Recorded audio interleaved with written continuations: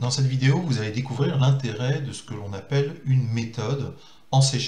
Pour faire simple, une méthode est simplement un regroupement de code, de lignes de code écrites en C#.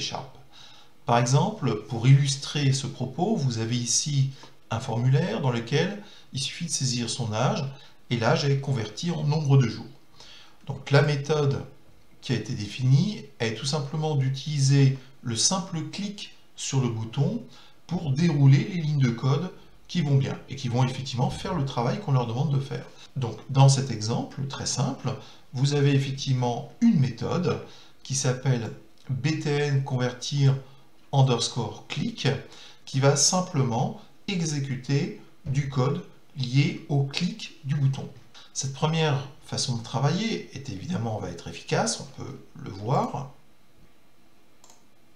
Très bien, ça marche. Cependant, un premier problème risque d'arriver, c'est si votre programme s'enrichit de plus en plus et que vous déversez tous vos codes à l'intérieur de cette méthode btn convertir underscore click. Donc vous avez intérêt d'organiser votre code pour séparer des blocs logiques à l'intérieur d'autres méthodes. C'est ce que nous allons faire ici. Donc nous allons isoler ces 4 lignes de code, voilà, et nous allons les copier à l'intérieur d'une méthode que vous allez créer tout de suite. Tout simplement, vous allez l'appeler par exemple âge jour.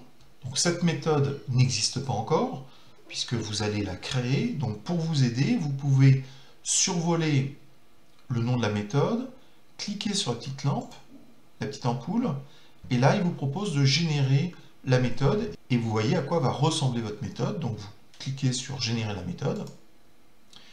La méthode est générée juste en dessous, il ne reste plus qu'à coller le code que vous venez d'extraire de la méthode btn convertir underscore click.